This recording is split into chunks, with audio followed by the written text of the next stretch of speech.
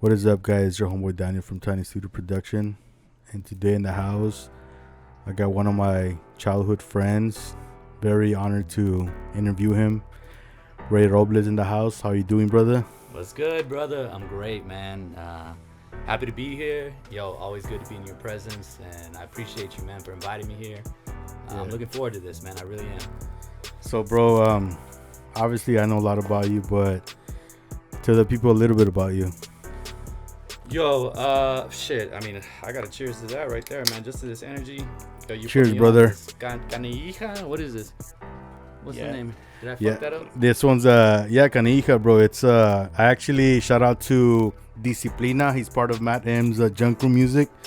He introduced me this one. I'm not trying to promote shit, but this shit's some real good shit, bro. What did you think? Very good. Damn. Bro, you know what it reminds me of? Of the Peach Lucas Lollipop. Yo, I was about to say Right? that's got like that Lucas Trecha type shit. Yo, I'm loving this.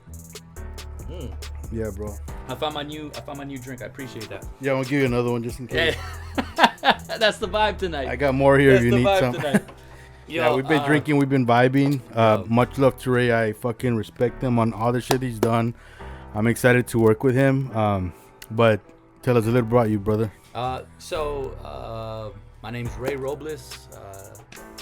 Reyneris. That's a name my father gave me. Half Nicaraguan, half Mexican. You know what I'm saying? Family. From my mother's side is all here from the RGV. I actually grew up. I was actually born in Michigan. Came down to the valley. Been here on and off pretty much my whole life. I'm a b-boy. You know what I'm saying? I'm a breaker. A lot of y'all know that as a breakdancer. I've been in the game now I started when I was 12. I'm 36 now. So, like 24 years now, 23, 24 years now. You know what I'm saying? I'm Valley. I'm the Valley. You know what I'm saying? It's in my blood. This is where I come from and stuff like that. But at the same time, I consider myself a world traveler. I love it. You know what I'm saying? I consider myself a dancer, artist. What got you into the breakdancing, brother? Man, the first time I saw breaking, I'm not gonna lie to you, I hated it. I thought it was the dumbest shit. I was a skater. I was a punk rocker. I was all about that. Man. I was all about skating and just like, fuck the world. You remember that FTW shit? Yeah. Yeah, everyone was on that shit. That army jackets with the Jinkos. Man, I was just all about that life. Man, what was that? What was that? The greatest propaganda ever written, bro. It was that skater movie, but it was also like, Kids? Was it called Kids? Oh, Kids? Yeah. Yo, that movie had just come out. I had seen that, so that skater shit, that's what it was all about. And so, man, like this whole breaking thing came on. I remember breakers used to take all the attention away. I remember going to Peter Piper lock-ins. Shout out to Peter Piper's, bring that lock-in back. And I remember at the lock-ins, I used to go out and getting $15 for the night was a hard thing. And I remember I'd show up with my army jacket, and then the B-boys would come out, the breakers would come out. Everybody would run, they would watch the battle. So I hated it. I hated it so much. This was all in Harlingen. And then I went back to Atlanta for like a year. I came back. My mom was like, yo, we're going to move back to the valley. I was like, dope, let's go to Harlingen. Now we're going to Westlaco. I was like, yo, I don't even know what that is. Because at that time, it could be Donna, Westlaco, it could be La Feria. It's a world away at that time, And when I came to Westlaco, man, that was a culture shock for me. And I remember some of the first breakers that I met with David Barrales, Javi Luna, Manuel Molina, Clemente. Man, I feel like everybody was kind of doing it at the time in Cuellar. I went to Cuellar when I moved here in like 98, 99. And I remember the first time I saw it, I was kind of hating on it. But then someone was like, David Perales actually, he was like, yo, have you ever done it? And I was like, nah, I never done it before. And he's like, well, how can you talk shit? You never even done it. He's like, try it. He's like, this move's called a flare. And I remember, bro, right there by C-Wing, right there on the dirt by the benches where they used to play football, he just throws a flare. Just like that, bro. Just nothing. Just fucking boom. And I was like, oh, okay, well, let me try it. And I threw it. I remember I didn't do it, of course. But I remember his reaction. He was like, oh, shit, that was it. That was it. And I remember his reaction, his energy got me hype. I was like, oh, what? For real? I did it. I almost did it. And I remember I got so excited. And he was like, yo, you got to come to Wesco City Park. Or I think back in the day, I think now Wesco City Park isn't the same Wesco City Park back then. Back in 98, 99, it was the one off of Airport. And bro, I remember it was literally like around October, November. They told me, come out and practice. And I remember I watched them maybe for like 30 minutes. Then the Diaz brothers, Joe Diaz and Juan Diaz, they just told me like, yo, this is Top Rock. And they started teaching me. And no lie, I am not lying to you. It doesn't matter if I could be listening to the music, to breaking music. I could be just doing the dance, or I could be throwing hard moves. I've been breaking ever since that day for like 23, 24 years, man. All started here in Wesco. Bro, so like when it came to the breakdancing growing up, was there group names of like different schools? Like were y'all defined as a specific name or? Yeah, so my first crew was RTF, Rocking the Floor. And that crew, there's a bit of a debate about who was the first RTF, because there was an RTF I think in Alamo. And so anyway, I only knew about Wesco at the time, you know what I'm saying? I only knew about Wesco Breakdancers. And there was a crew called BWS, Breaking with Style. I think that was the biggest one. I remember that one. And then there was ABC, another breaking crew. And man, so these were our rivals back then. That was like, there's this kid named Casey, and he went to Central. And I remember Cuellar and Central had that odd beef that never made sense. But I remember one time I was just trying to walk to the library because I had to do a project. And I remember, it could have been just straight out of the 1980s movie Beat Street. I remember just walking down and I saw him, and then the B-Boys and Central saw me, and they were like, yo, that's I think my name at the time was like Littlefoot or something ridiculous. And I remember just right there, bro, on the sidewalk, just boom, yo, what's up? Well, let's battle. And we just started battling right there. And that's the way it used to be back in the day, bro. Like a lot of people were breaking, battles were always popping up. Remember Kmart? Battles popping up at Kmart. In front of the movies. I remember the security guards not knowing how to process that, because we'd be at the football games and then like people would be watching the game, and then you see people breakdancing and everybody's like, fuck the game, everybody's watching that, and then you'd have security guards like, stop. You know what I mean? Like, bro. Yo, I got into it towards the end. And there was a point where breaking was getting a bit out of control. It was like almost too popular, and then just as quick as any fad, it was just gone. So, bro, what inspires you? Art, absolutely art. And as I get older, just life. People who just overcome it. Like people who are just giving it their all. As far as I've gotten older, what inspires me now is like not giving up. When I was younger, when I was younger, it was music, absolutely music, and I just love seeing people create. I used to think that was the most amazing thing, seeing someone, even whether it was a famous song or not, that was erroneous. That didn't matter to me. But just the fact that someone sat down, took the time, and created a piece of music, like some type of music, created a song, created a painting, that used to blow my mind. And so in the beginning, I always wanted to be that, but I was so young, and at the time, I just didn't think I was really capable of that. But yeah, I was absolutely inspired by the arts in the beginning. I loved art books. I loved seeing local artists. Any local artists that inspired you, like? Currently, Lilian Avalos. She's amazing. Yo, that MC that you just showed me, what's his name? And that's my bad. Yo, you just showed me him, and yo, Matt M, man. Yo, he's killing it. Mike Milta, that if you guys don't know about him, check out Mike Milta. That's original MC right there. He's killing it. Locally, those are my biggest. Like, musically, since we're both 90s, top 3 90s songs. Ooh, 90s songs. Damn. Shit.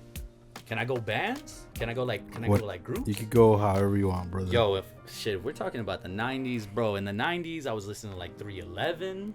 Of course, Nirvana, the easy ones. Yo, if my brothers weren't in the room, Boys to Men, like, yo, if it was the 90s, man, that's what I say, like, just artists in general, man, like, the 90s especially, that shit was like that, like. 90s is everything, bro. I've been wanting to do an episode, and as I told you, I want to bring in Liana Cantu, please, Lilian Avalos. Yes. I think we would have an interesting conversation with the 90s, bro. Absolutely. Yo, and that's what I love about you, brother, is that you got that vision, you know what I'm saying? You're like, yo, we got to do it with this theme, with these people. Yo, I think that would be super dope, bro. Bro, so you've traveled everywhere, bro. Like, it's been crazy. When did you get back to the Valley and why? So that is a harder story for me to tell, and cheers to that, man, to the struggle and to the survival, right? So I lived in Asia. I moved to Asia like in 2012, but man, like even before that, I had already been living in Central America for like a year. I was doing the cruise ships for like 3 years, and we were always jumping all across the Bahamas, Mexico. And so I hadn't really lived in the States, like full on lived in the States, had an apartment and shit like that since like 2009. But I officially left like 2012. I was out there in Asia. I was out in China till like 2017. Then I kind of like hit up Europe for a little bit. Then I just couldn't get the visa. I couldn't manage to stay out there. And then I ended up in Vietnam. And then I think like around 2019 is when the whole COVID talk started to happen, and I probably had a hard 10 months in Vietnam. You know, it was a lot more polluted than I thought it was gonna be. You know, I had to get on a scooter on these highways that just were really intimidating. Getting around the city was confusing. I mean, learning a whole new language. I had spent all this time learning Mandarin. Now I'm in Vietnam, but the money was good, and I knew the opportunities were there. So all of a sudden, I just started building in Vietnam. 2019, I finally start catching it.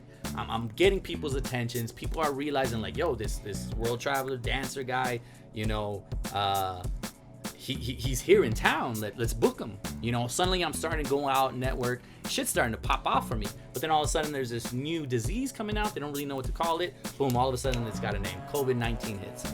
And I remember, bro, like, shit just started getting crazy. Like around October, November, shit just started getting crazy. People started losing work. Schools started shutting down. Lots of people started getting sick. The Vietnamese government started denying that anybody was sick. And it just all of a sudden started to get very real. And then like early 2020 kicked in. I think by that time the embassy had kind of told us like, yo, you should probably go back home. The Vietnamese government, kind of like the customs and borders or whatever, they kind of found some, because I had just had my second daughter in Vietnam, and we went to go get her visa done. And while we were doing that shit, customs at the time just came up with some shit that like our visas were bogus, illegal, and we had 30 days to evacuate. And so they told us, like, we're being nice with you right now. We could just arrest you guys and then, you know, we'll deport you. And they're like, we're going to be good with you guys, though. We're going to give you 30 days. And then if you're not gone by then we will go ahead and arrest you guys. So it was this huge fucking thing. I mean, bro, at that point, I've been in Vietnam for like a year and a half. I had a house. I had a nanny. I had a chef. Like, bro, we were killing it out there. And everything just got shut down like that, bro. And then all of a sudden, I got deported, and I had to come back to the States. I tried to make it out in Colorado first, and then I did Austin, and then I had to come back down to the Valley. You know, I think COVID really fucked us, because as you're saying how little by little you were getting the acknowledgement of all your hard work. Around that time, Matt M, Quest Black, we were doing events, and the momentum was there. We're doing a lot of shit, right? So then COVID happened. We had to stop the events. Everybody down here was very cautious, and it's understandable, you know. And through it, like, we just had to improvise with whatever we could do. So at that time, me and Quest were like, doing his clothing line. We're doing the commercials. Yeah, that's you dope, know what I mean. man. So I think it fucked all of us. You know what I mean? Yeah, and the survivors are gonna survive. You know what I'm saying? You guys are adapting, trying to find other ways to do it. And you know, for me, when I got back to America, that shit was a mind fuck for me. You know, I really didn't know what to do. It wasn't my the field that I knew. It wasn't the demographic that I knew. When I lived abroad in Asia, man, they saw me as a breakdancer, and they saw me as an artist, because I wasn't just a breakdancer. I also did theater. You know, asking me earlier who I am. I'm a musical theater guy. I'm a theater guy. That's what I did when I first thought breaking was never gonna happen. I was like, well, I gotta do theater. I gotta do something that'll give me a stage to put my breaking in. So I did that out there. And bro, when I was out there, I would tell them what I was, and they were like, he's an artist, and they'd give me so much respect. And all of a sudden I come back to America, and it was very much back to square one. It was very much like when I first started dancing. I'm not an artist to these people. I'm not an artist to a lot of people. I'm just some breakdancer. I'm just some guy who never grew up, you know. And unfortunately, that tone still kind of resonates. So when I first got back to America, it was very rough for me, bro. And but you know, like you and your homie, man, like, you know, we gotta survive, we gotta adapt. And I'm not gonna lie to you, bro, like for like a year and a half, bro, I went through deep depression. I went through deep anxiety, you know what I'm saying? But you know, my mother built me strong. I'm a survivor, and I just kept going. And bro, like us doing this right now, some of the projects that I'm working on right now, like that's me fighting back. You know what I'm saying? I'm not gonna give up. You know what I'm saying? You can't, as an artist, you know, you can't. And you know, bro, growing up, I've always admired you and everything, and just Appreciate know that you have my support, and I'm looking forward to creating a lot of art and content with you. You know, because it's tough. It really is tough out there, bro. Especially if you're doing it on your own. Like, and I admire like everything you've done. Peter has done. Like, you guys have done it on your own, bro. You know what I mean? Shout out to Peter. Was it you or Peter that did that photo in Liverpool at the Abbey Road? Peter. Beatles. It was Peter. Peter was dating a girl from England, and bro, me and Peter used to make jokes that the city of Weslaco should give us a key because of the amount of people that we would bring to Weslaco. I mean, we brought so many people from so many different countries to the valley. I mean, like, it was and Peter brought her here. Peter actually brought her, and so when he posted that picture, I remember that shit was big time, bro.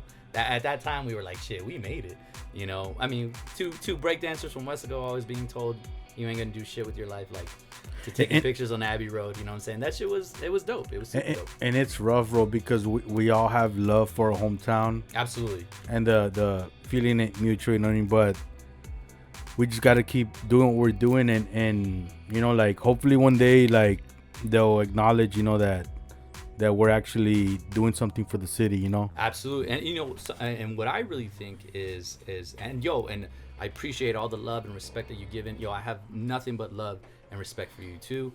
I've told you before, if I didn't have respect for the work that you did, I would not be here right now. More than anything, man, I really hope like people like you start to come into power in the city, you know, that have a respect for the arts, that make the arts a priority.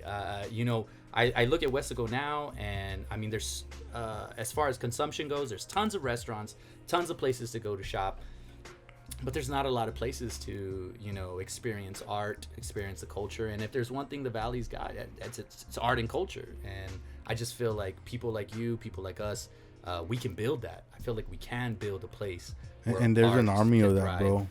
And going back to the whole respecting, like, bro, even as a childhood, me growing up, I think as a man, it's one thing admiring celebrities, but I think it as some of us, it takes pride to admit that you actually wish you were like some people locally.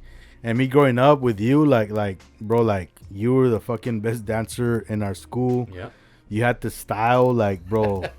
So like that's one thing I want to point out, bro. Like, what inspired you in the fashion? Cause you, like, every fucking day you had like a badass fucking style of like the way you would dress, like. So yo, appreciate it, and I joke like, yeah, hell yeah, like I'm the best dancer. And no, absolutely not. At the time, I had so much self-confidence issues at the time, but it's where I spent my time. And if I can get a little bit personal, during high school, being raised by a single mother, things slowly started getting better financially. So all of a sudden it went from like one pair of shoes a year to like maybe two or three if you can keep it cheap. And like I think like in 2001, I think I got really into thrift shopping, and I also got really into GQ, Gentleman's Quarterly. And man, I would just read the shit out of it. I would just read it so much. And my mom actually says I got it from my father, because my father had this terrible habit of just putting fashion first. And the only picture I can remember of my father, he's got on this like red suede jacket. He's got like a black shirt under, black jeans, and he's got matching red suede shoes. And so it's weird because it's like, yo, you can't deny it. Like, yo, he had style. And so maybe it's like a blood thing, maybe it's in my genetics, but that shit matters to me. And then I got into breaking. One of the biggest things that brought me into breaking in hip hop is that in hip hop, fashion is a huge thing. The style that you have, that's a huge thing. It's a statement. You know what I'm saying? And so tons of reading, GQ, Detail, and so I would go out, bro. I can't even tell you how much time I spent. I spent hours over at the fucking over out there in Mission or shit, almost going out to Mission, heading south and shit, like all those big factories where you could buy clothes by the pound, bro. I used to dive in that shit, and I used to just smart. Find clothes, bro. I used to find clothes, and every day I made it a mission to rock something new. Bro, did it ever clash from like the style that you would wear with the dancing, where like, fuck, I can't dance because I'm gonna rip this shit? Absolutely, yes, bro. Absolutely. Yo, do you remember Mystique, Club W, Metropolis, that teen club bullshit? Yes. First off, let me tell you how fucked up those teen nights were, because we would have wet t-shirt contests and shit. At the time, it was dope. Now that I'm older, I'm like, what were they doing? But yeah, absolutely, bro. There was nights that I would head out to those teen club nights, and I would be dressed to. I remember one time rocking an orange turtleneck. I don't know why. And I'm rocking this orange turtleneck. I'm rocking some fitted jeans. I got some boots on. And I remember some dancers came out, breakers came out. And I remember just being like, fuck. Like, I can't dance. I can't break in this. I can dance in this shit, like, no problem. But, like, the minute I hit the breaking circle, I was just mad at myself because my pants were too tight, my shirt was too tight, my boots were too heavy. But you know what I'm saying? But then when I would get back on the floor, what was that song? That Sabrasuda song? Oh, when that song came on, I'd be killing it. But in the dancing circle, absolutely not. I couldn't live both worlds. It was either like I'm a b-boy or, I'm on some style shit. I'm learning to merge those worlds, though. I've gotten better over the years. So when it comes to the breakdancing, do you have a workout routine and a diet? None of this. Like, when I get serious about it, if I have a competition, if I have something to do, bro, like no breakfast, no breakfast tacos, no late night snacks. And if it is a late night snack, don't get me wrong, like if I want to eat something, I'll eat something, but it's light. Fruit, veg, not even fruit actually, it's just vegetables, celery, slight, like a little bit of peanut butter type shit. Just learned this recipe for some like really healthy oats, banana cookies. Bro, it's so different, like, because there's different elements, there's different levels to it. If I'm just breaking and I don't have any competitions, if I don't have any competitions or anything like that, then no, I'll eat whatever I want. But if I have a competition, if I have a music video, if I have a gig that I got to do, how long do you have to prepare yourself when it comes to stuff like that? I got to give myself at least 4 weeks. At least. And then if I really like, if I gotta look good, like, bro, I need to give myself at least 12. Like, if I'm trying to look like, yo, I've been living this life my whole life, like shredded, 12 weeks at least. Camera is brutal, bro. The camera is brutal. The minute you think you're skinny and then you show up in front of the camera and it's like, shit. Bro, were you ever in like sports? For a little bit in middle school. Yeah. Why, what's up? No, I was thinking of like getting out of school, you would get home and obviously you would munch out, and then like you had a routine, like me, I'll say like I was in Central Middle School. I'd get out of football practice. I'd get home looking forward to two Hot Pockets. Oh, shit. And then watching Digimon. Yes, brother. So what was your routine like getting out of school? Like, what would you do after high school? All right, so check this out, right? So I would get out of school, same shit. Digimon, Beast Wars, Dragon Ball Z. And then I wasn't as lucky to have Hot Pockets. It was either like ramen, a couple pickles. Well, I was poor, so I had food stamps. So that's how I'm just like... When we had it, it was good. And when we didn't have it, it was rough. So, I ate a lot of pickles. I always make a joke about that. I ate a lot of pickles. I ate a lot of olives. And then I would just wait till like about 5. And then, we would get out like, 3:45? Yeah. And then I would eat real quick some ramen, eat some crackers, eat some olives, eat some pickles. And then I would wait till practice, like 5:30, 6. And then I would go out and I'd practice, bro, from like 6 to 11. 6 to 11 every day. Maybe take Sunday off. But for the most part, bro, we would throw in 5-6 hours a day. And then when I really got into a serious crew, you're talking about like Saturdays and Sundays was easy 8 to 11 hours. And then Monday through Friday was the same thing, like getting 4 hours a day. Like it was serious. It was serious. So that was like the first time that like, bro, it didn't really matter because I was so young what I ate because we were just burning calories. I mean, it was insane. I wish I was a lot healthier. I wish I would have had the money to have a nutritionist. But when I was younger, bro, it didn't matter. Now that I'm older, it absolutely matters, bro. I've literally been in competitions where like I'll throw something and then I'll hear a crack. I'll hear something and I'm like, that's probably that burrito that I ate. That's probably that burger that I ate. It's crazy how when you're younger you can get away with stuff, and now it's like you got to be more like aware of what you eat. Absolutely, bro. Absolutely, bro. So as far as I know you've done a shitload of projects. If you want to name a few of your favorite projects that you've done, man, some of my favorite projects. Like I said, man, the dancing thing was amazing, but the theater thing really, really was like, that's where I really got to shine in the sense that, I got to be so much more than just a breaker. That's what a lot of people knew me as, is just a breaker, but I would move to these new cities, move to these new towns, and, I got to show them so much more than that. I could sing, I could tap, I could, do so many different styles. And then I had the breaking, and the breaking always took me over. So some of my greatest times was working with Beijing Playhouse Studios. And man, we did all kinds of music. We did all kinds of musicals. I remember we did the Robin Hood musical. And I remember the guy who wrote it, he wrote in this small part, and it was to appease the Chinese audience. I think his name was like Ningbo, named after some Chinese city. And I remember I went to the audition and I thought I was going to get Robin Hood, right? It's Robin Hood, the musical. I'm like, I'm the best one here. I'm looking around. There's this tall, half Asian, half Caucasian guy. And, he's got the cliche cocky look and hair and shit. And I'm like, I'm better than him. So I'm going to get Robin Hood. Of course, he gets Robin Hood. I'm like, well, what the fuck am I going to get? That's the role that I wanted. I'm not going to get Little John.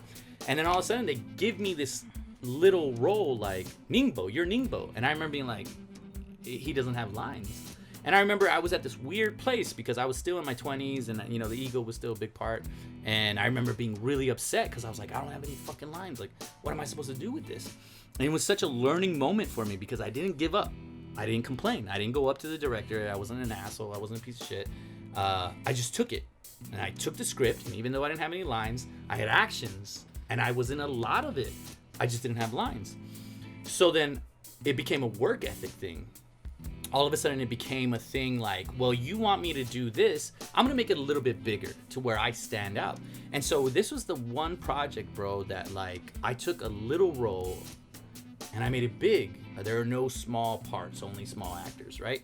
And that was like a first hands-on lesson for me, being Ningbo with Beijing Playhouse, man. Like even the writer, the guy who wrote and made the corrections and show or adapted it to the Beijing audience, he came up to me after and he told me straight up, he goes, I had no idea that role was going to be that big. I had no intention that this role was ever going to be something like that. And he gave me a lot of love. He gave me a lot of respect. And that gave me confidence that like, you know what, give me big, give me small, it don't matter. Give me whatever you got, I'm gonna make it. I'm gonna make it something big. I'm gonna make it something great, because that's just my work ethic, you know. And that's probably one of my favorite projects. That's awesome, that bro. I can think of. Yeah. As far as events, when it comes to the dancing, favorite events that you've done? Definitely the first. It's not my first win. I mean, it was my first win. I'm sorry. Yes, it was my first win, but not my last win.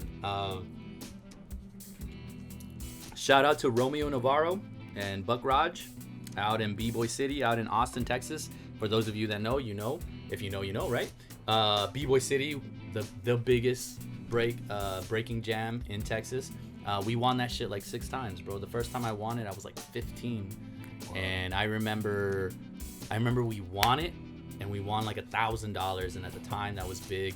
And I remember walking into to East. I remember walking back into East, and just like I felt like $1 million, bro. I was like, we just won the biggest breakdancing jam in Texas. And I remember I walked into the halls, and nobody gave a shit. Nobody asked me about that weekend. Nobody was like, did you win?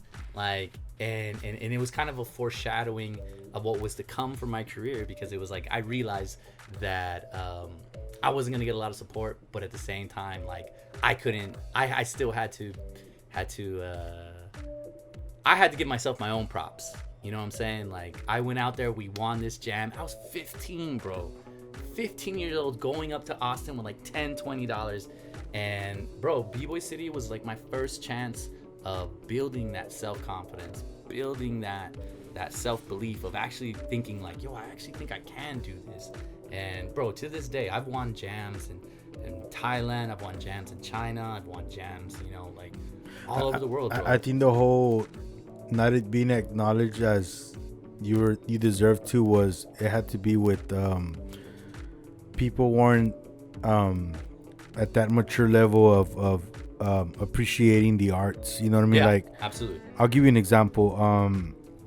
I grew up, I had an older friend that he would jam to the Doors, Jim Morrison. Yeah, love the Doors. At that time, I was like, I didn't fuck with that.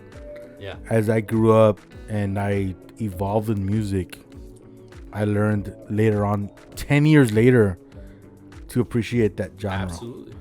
So I think at the level that you were at, like, you were at a more mature point of view of the, because you were passionate about what you do, you know what I mean?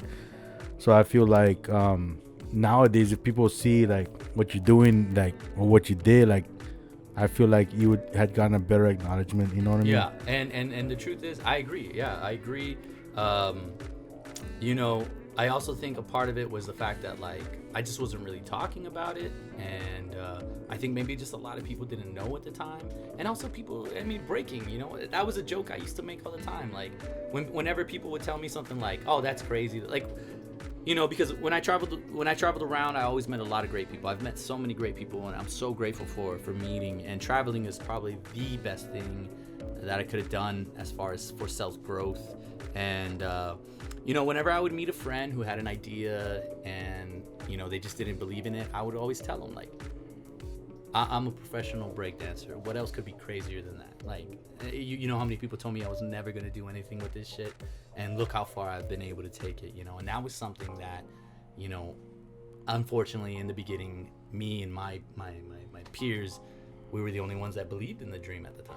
I do want to point out and shout out to 4 people that in our class, I felt when it comes to the arts, that you guys have actually putting yourself out there, you know, like, in the arts that you do. And one of them is obviously you, Peter Cantu, Lilian Avalos, absolutely, and Cirilo Rios. Hey, Cirilo is killing it. Yeah, he's in LA right now, bro. Him and Lily are, you know, they're killing it. And I know you're here right now, bro. I don't take you for granted, so I'm really gonna fucking try to, like, annoy the fuck out of you so we can do some projects. Wait, how do I throw Lilian Avalos?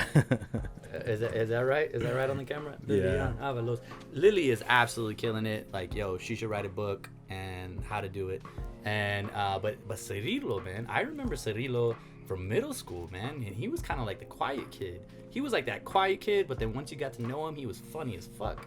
Yeah. And Bro. just to see him killing it, like, yo, that shit's dope, bro. And then the videos he posts, man, super inspiring, bro. As far as concerts, bro, what's your favorite concert that you've gone to? Ooh, easy.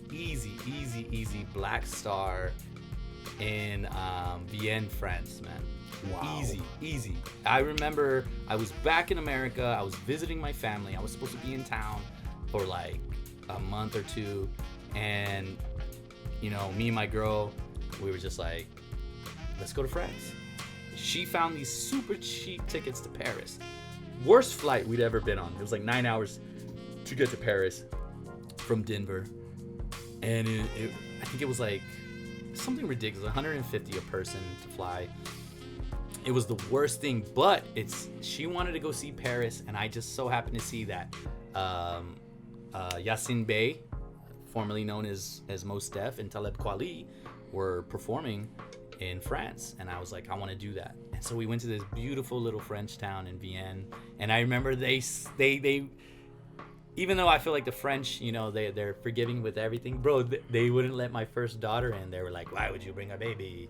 And and so my wife and my girl and my baby, they weren't able to go, even though it was this huge auditorium. And we were like, they'll go up to the highest. They're like, no, absolutely not. And so they didn't let them go in. But you know, my girl was mad cool, and she was like, yo, you gotta see this. This is your band. I mean, Black Star is like the realest hip-hop shit ever. They got songs giving props to breakers and b-boys. Yo, bro, I remember just having a blast. I lost my Ray-Bans, and yo, it just got crazy like that. Yo, I remember at one point I was like, yo, Mos, like, how you feeling? And bro, even he was like, is that an American here? Like, it was the most amazing experience. And that train ride going down to that beautiful part of France, Black Star in Vienne, France. One of the dopest experiences of my life. That's awesome, bro. Hey, bro, but did it hurt when you lost your Ray-Bans? Because, bro, I was at the beach once. I had bought some brand new fucking Ray-Bans. Spent like $200. These were bad. Dumbass, bro. I fucking took a dive into the ocean, and the wave just grabbed them and took pulled them out, huh? Bro, that shit fucking hurt, bro. Bro, yes, absolutely. The whole next day, I was like, I'm going back to bootleg Ray-Bans. Bro, I fucking went to the pawn shop and bought some $30 ones, the same ones. I went to Ross, bro. I was like, give me this shit. Bro, so you grew up, like, dancing, right? So, as far as, besides you and the music with the family, like, anyone in your family that's doing anything with the music? Bro, my mother was a singer. My mom, she told me the stories that she was a Christian singer.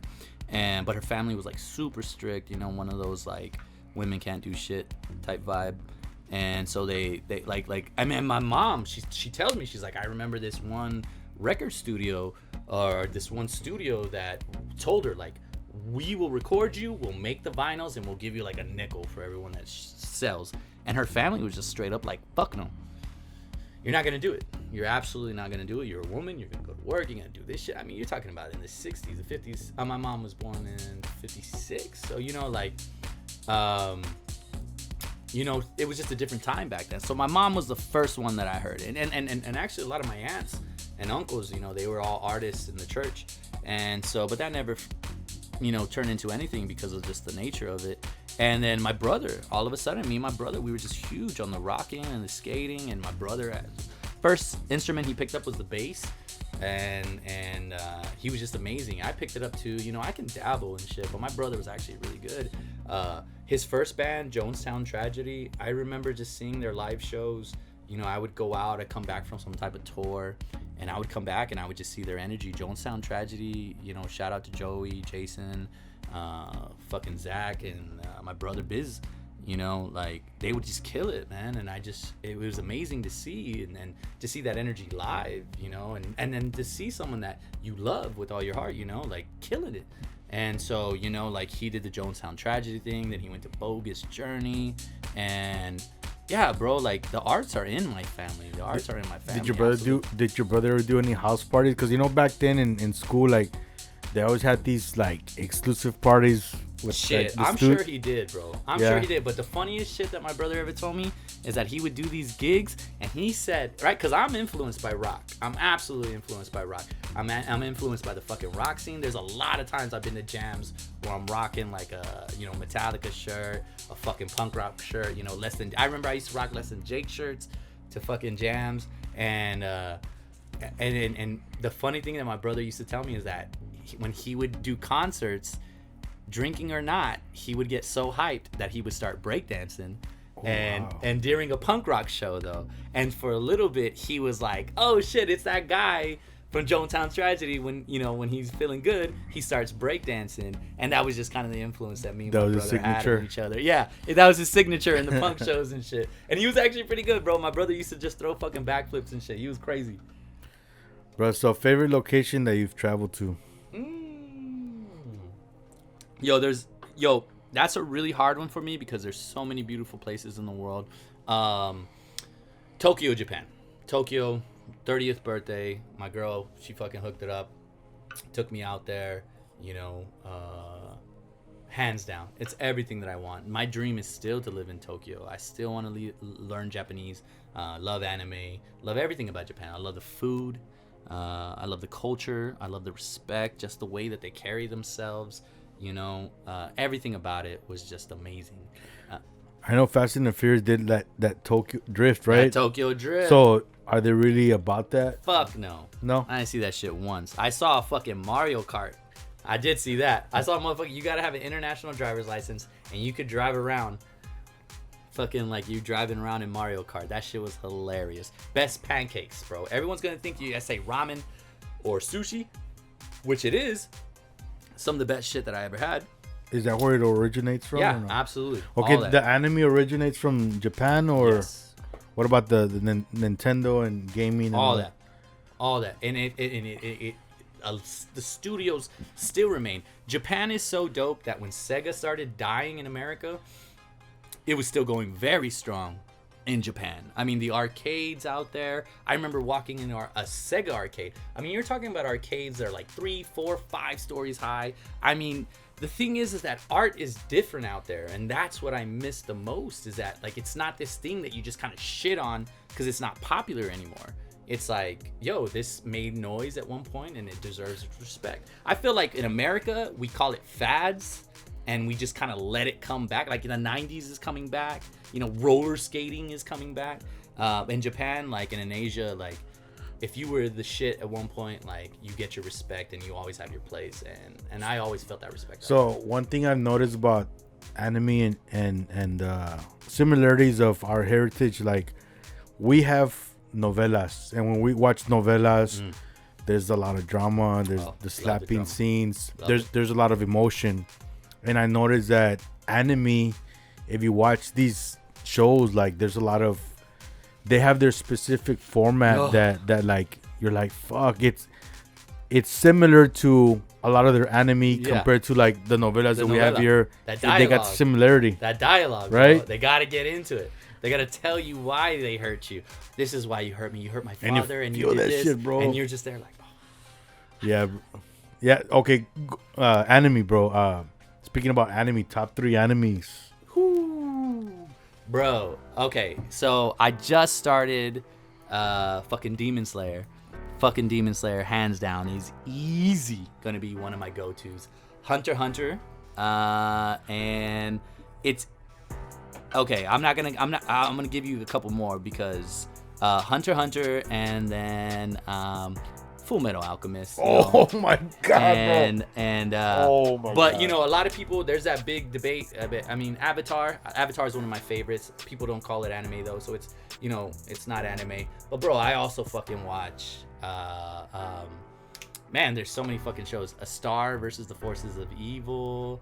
I fucking, oh my god. Oh, my girl's gonna be so mad at me that I don't remember the fucking name. Stan Pine, fuck. Why can't I think of it? Mabel with the pig. Shit, I can't think of it. Gravity Falls. Fuck, there it is. Gravity Falls, man. Not anime, but some of my favorite animated shows. I gotta point out, bro, Fullmetal Alchemist. This shit to me is the best anime of all time. That's what got me into it. That's what got me into anime, and I don't know if you saw, like, guess there's 2 series. Yeah. So I saw the first one, and bro, I fucking cried. Yeah. On that last episode, and then when the movie came out, I was like, that like gave me closure. Oh, bro, you know, I feel like anime gets me, not me. Anime and art, like dancing, like I feel like we're all kind of summed up in the same one, right? Because like anime shit on a lot, bro. Kind of like gaming too. You know what I'm saying? A lot of people will be like, that's little kid shit. That's cartoons. And it's like, no, it's not. That's an artist. That's a multitude of artists who have come together and created this beautiful work of art, this great story. And it's so easy to play it off like it's some little kid shit. But the truth is, it's like, that's some of the best storytelling I've ever seen. Hell yeah, I agree with that. Bro, another thing I'll mention, getting out of high school, I would like watch my Digimon, right? Fuck yeah. From Digimon. like Digimon over Pokemon. To like 7, right? So from 7 to 10, I grew up with a single mom. So same here. She had arthritis, so I'd be massaging her for 3 hours, watching novelas with her. So like I would really get hooked on these novelas. So the vibe that I got from it, she got me fucking programmed to getting used to watching like TV shows. So as I grew up, I didn't watch any movies or anything like that. I was more into TV series, you know? Yeah. So when I started watching Full Metal Alchemist, Bleach, Naruto, Rurouni Kenshin. Okay. I was like, holy shit, like this is in another foreign country. It's cartoon, but it's got that similar like vibe that you get from novelas. Yes, it's the story, because the story, bro, it's like it's insane. Story, absolutely. And man, that's the beauty where we all realize we're kind of human and shit, right? Like we want to tell the story, bro. The story is everything, right? It's never the destination, it's the journey, right? And man, novelas and anime, they can fucking capture that. This is a story in general, I guess. So, bro, what are you currently jamming to right now? Shout out to, I hope I'm saying her name right, Chelly. I call her Shelly. Arcelia Barberita Garza, I want to say. Shelly, a homegirl of mine from high school, man. She put me on the Strokes. I had another homie put me on the Strokes, and I was like, I don't like this shit. And she put me on it, probably because she's a pretty girl. And she put me on the Strokes, bro. I listen to that shit all the time, bro. It got me through college. It's gotten me through so many hard spots. I'm always listening to the Strokes. Outside of that, I'm listening to Nas, his Kings album 1 and 2. Nas is killing it right now, and it's crazy, bro, because like Nas, he's amazing, bro. Like absolutely. he did that album with the Roots. Oh, the amazing, Roots, bro. So Nas, J. Cole's very inspired. There we go. J. Cole, always bumping J. Cole, Kendrick Lamar, love this shit. So J. Cole, like that's his role model, and then like Matt M. J. Cole's his role model. That's so like if you hear Matt M's stuff, it sounds like fucking J. Cole, bro. Yes, absolutely, bro. Anderson .Paak, I'm also listening to a lot of Anderson .Paak. But yo, let me tell you something. I'm glad you brought up J. Cole, because honestly, J. Cole, that was the bridge for me and my brother, because my brother's real hard on rap. If it's fucking whack and it's not the old school shit, my brother's like, fuck that, I don't want to hear it. I've tried to show him albums and he's like, sounds like shit. But J. Cole was the one that he was like, yo, if I could get a fucking punk rocker to tell me J. Cole's the truth, like J. Cole's the truth. Yeah, bro. And I've always said like Matt M is the J. Cole of the Valley. Like, hey, I believe that. To bro. me, he's the GOAT. Like flow. I got love for everybody in the Valley, but he's my motherfucking favorite artist down here, bro. Bro, like, I told you, when you first played that video, I thought you guys just took a popular artist already on iTunes, already famous. I just didn't know who it was, because I don't go out of my way to listen to new artists. I'm not gonna lie to you. I'm not a producer. I'm not the critic to listen to for music. But yo, a lot of the music that I hear now, new shit, I think is trash. And so when you started playing that, I was like, oh, this must be one of those new artists that are actually doing some good shit, and I just haven't heard of it yet. But he's got to be a popular artist. And then you were like, yo, he's this local artist from the Valley. And I was like, yeah, yo, this guy's really good, bro. This guy's really good. You know what I'm saying? Like, and that's dope. And I think that goes back to like kind of why we're here today. is bro. because, yo, let's be real. Like, the Valley has got some really talented people, if not the most talented people. It's just getting us out there, right? It's just promoting ourselves. So, bro, growing up, did you have any rivals, or do you have any from the past? You know, as you progressed and traveling and everything. So, any malice that I held when I was a kid, absolutely not. No. But when I was a younger kid, man, we used to have beef with this one crew called Jive Turkeys. They were from like Dallas, Austin area. And man, these guys, they were better than us. And that's why we used to beef with them. And man, these guys used to pick on us, bro. They were bullies. They used to talk so much shit about us. And I remember we would just go to practices, and we're talking about like 15 to maybe like 18, 19. So this shit went on for like a couple years, like 3-4 years, that we beefed with these guys. And at the same time, like, we would be friends, like we would hang out and we would talk. But then the minute it was like, I'm sure they were talking so much shit about us, because they would, and we would do the same thing. When we were younger, bro, all of us just wanted to win. Anybody who was on top, that's who you hated. That's who you had beef with. Anybody who was better than you, that's who your next target was.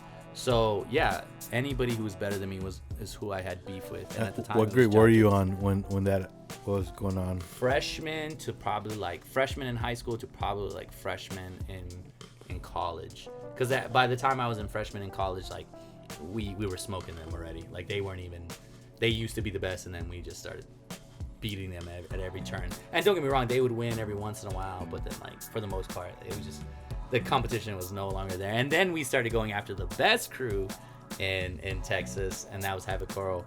But then at that point, like, you know, life started happening, and then, you know, I just wasn't as angry about it anymore. And now that I'm older, bro, we see each other, you know, guys who pushed me and guys who like wanted to fight and shit, because I used to talk a lot of shit.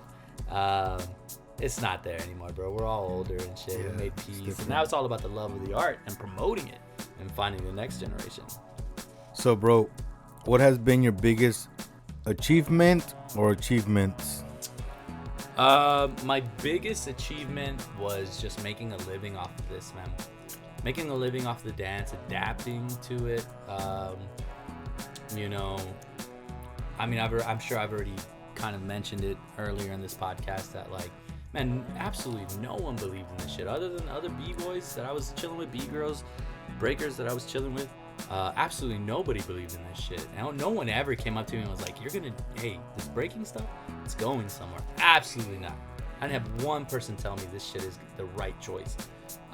So when I actually started making it, man, when I actually started finding work, when I started making a living off of it, when I started traveling the world with it, all of a sudden those same people who told me that I was never gonna do shit with it, they couldn't deny it. They couldn't deny it that I was making it and I was doing something with it. And that's my biggest accomplishment.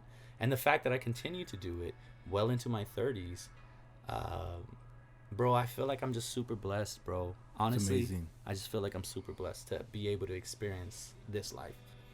Bro, did you ever do that gig that Peter was doing where, like, gigging in a cruise ship? Yeah. Actually, I did it before him, and I mentioned it to him, and then he jumped on his contacts and was like, I gotta get on the cruise ships.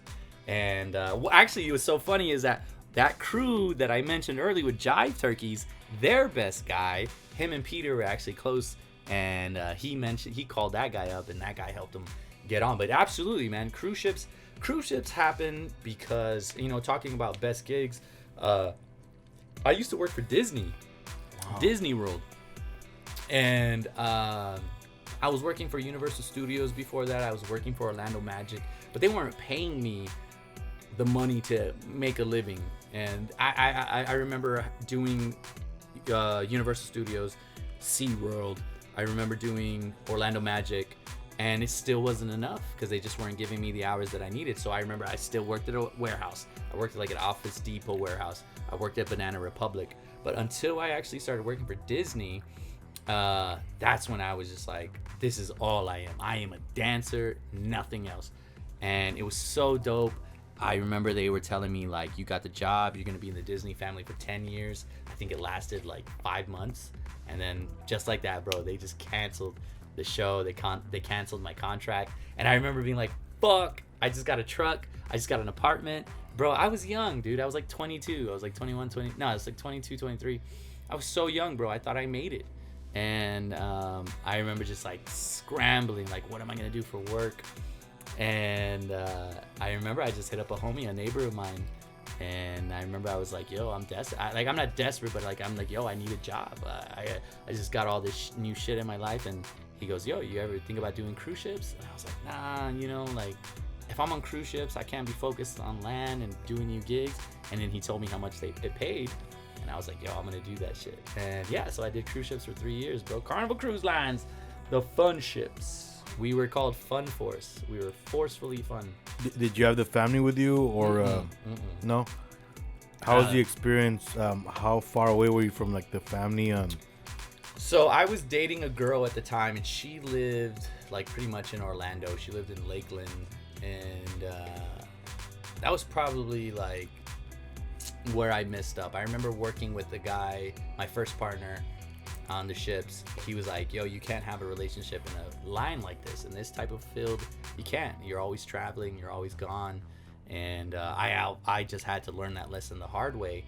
And so I was always gone, you know, like my contracts were maybe 3 months, 6 months, but then they would tell you, like, you can take off as much as you want, as much time as you want, but there's no guarantee that there's going to be a contract waiting for you. And at that time, when you're young and you're hungry for the work, you want to work, right? You want to get the next contract. You want to build your success. Exactly. And then you want to build your connects, and you want to go to the next ship. And bro, at the time on cruise ships, it's not like you're just going to Miami and Key West, you know? You're hitting up all of the Bahamas. You're hitting up, Trinidad, Tobago. You're going to Jamaica. You're going to all these places. Same beach, but, different country, different stamp on your passport. So I was young, and that's what I wanted. And so, man, I was just jumping on contract after contract. I lived in Miami for like 3 years. I got to live in San Diego. It was an amazing experience, bro. But family had no place in it. Obviously, there was perks on this type of contract. Any that you would want to mention? The pay, man. The pay was all profit. Like, it wasn't a lot. It was like $1,400. It was like I was making like $700-800 a week, and this is back in like 2007, 2008, 2009, and so I'm making like $700-800 a week. But the thing is that room and board is paid, food, all taken care of, man. And so I mean, you're talking about all profit. I mean, like, how many people can walk away after paying all their bills and say, like, I got fucking, yeah, 2,400 stacked, saved every month. Like, it was unreal. I could save so much money in such a short amount of time. It was an amazing gig. Did you get tired of it or what? Fuck yeah. Oh my god, bro, I got burnt out. I started finding out, because for me, like, cheers to you, brother, by the way.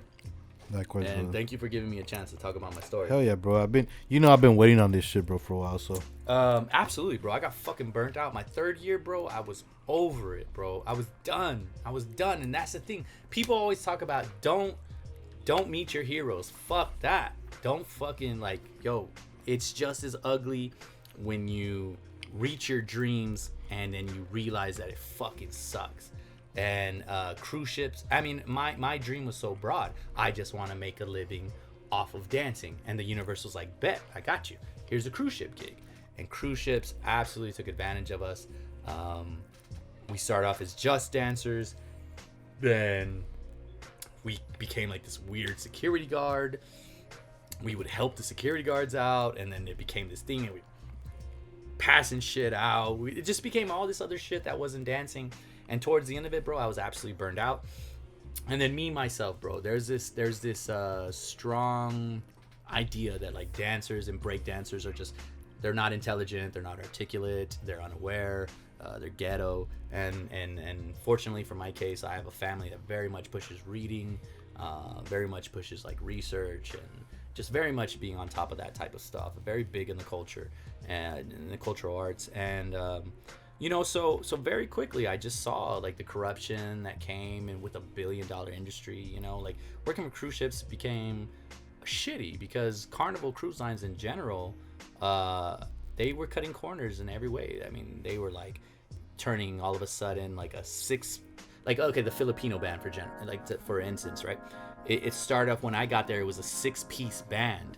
By the time I left in 3-4 years, they were like, we're gonna get 2 of you guys, a singer that can play guitar and a keyboard player. That's all we really need. They would just make these cuts that were super fucking cutthroat because they're about the money, they're not about the arts. And so they never gave a fuck about it. And so I saw it coming, that this gig was coming to an end. But bro, then I started learning that like the air was recycled, there was stool softener in the food, like just all this shit that I was just like, I never wanted to be this long. And bro, I had a mentor at the time, Clay Grizzle, rest in peace. And he told me, do it 1 year. If you do it any longer, you're gonna hate it. And he was absolutely right, bro. 3.5 years into it, I fucking hated it. That's how I ended up moving to Central America, and then I ended up in China. Was there any drama or interesting stories on the cruise that you want to share? You want to talk about novelas, bro? I had my own Dos Mujeres, Un Camino, fucking, multiple times, bro. Like that's crazy, bro. Like love triangles, fucking just meeting interesting people, getting into these crazy, situations, man. I remember one time we went to Bermuda, and man, it's the only time in all my years that it actually felt like I was in a movie. Went to this white sanded beach. I'm sorry, and the DJ was there, and it was a girl DJ, and she was killing it. And I remember I just didn't give a fuck. I didn't care about anybody, bro. I just wanted to dance. And she saw me, and she was like, "Yeah, shots." And to have the DJ recognize you and give you shots, like, bro, I remember just having a good time. And I remember the party was over, and I wasn't ready. And the security came on, and he was like, "Party's over, get off." And I just remember, and you guys got to remember, I was so young. I just remember being like, "You don't own the beach.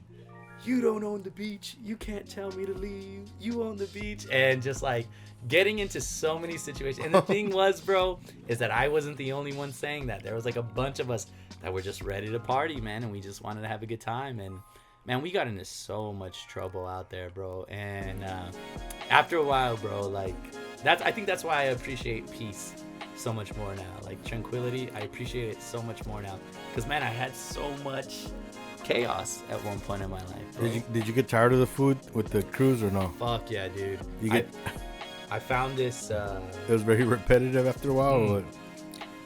They used to make these fucking veggie burgers, and that shit used to remind me of fucking elementary cafeteria food, bro. But that was the best thing on the menu. Damn. And bro, it got to a point, bro, that I would bring produce on, and I bought this thing called the pasta boat, and I would take up like 20 minutes 30 minutes on the fucking microwave, just fucking making like shrimp fettuccine alfredo. Bro, they hated me. Towards the end, they hated me because I would just be making my own food, just living my own life on there, bro. It was time to go. When I left, it was time to go, bro. Bro, that when I moved to Carlsbad, New Mexico, it's kind of close to Roswell. I know. Yep. Bro, there was no fucking Mexican food over there, so like I had to fucking make my own shit. You know what I mean? Like fucking torture, bro. Growing up, bro, what was your favorite childhood TV show and movie? Oh, man.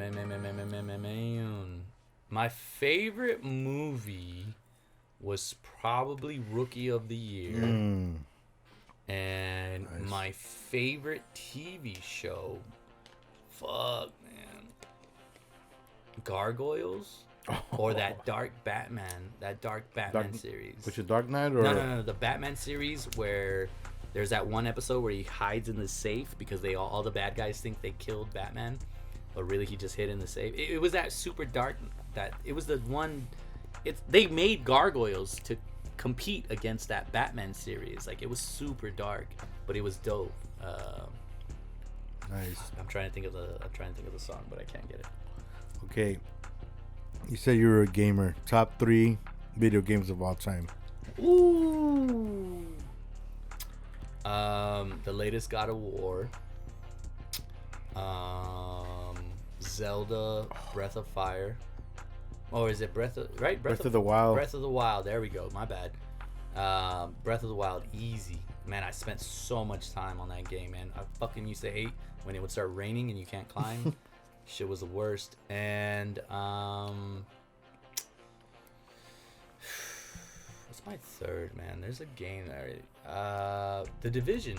I think a lot of people actually won't feel that one, but I actually really like the Division. Oh, I'm sorry, bro. What the fuck am I talking about? I'm a huge fucking Rocket League player, bro. I love Rocket League. Bro, Zelda.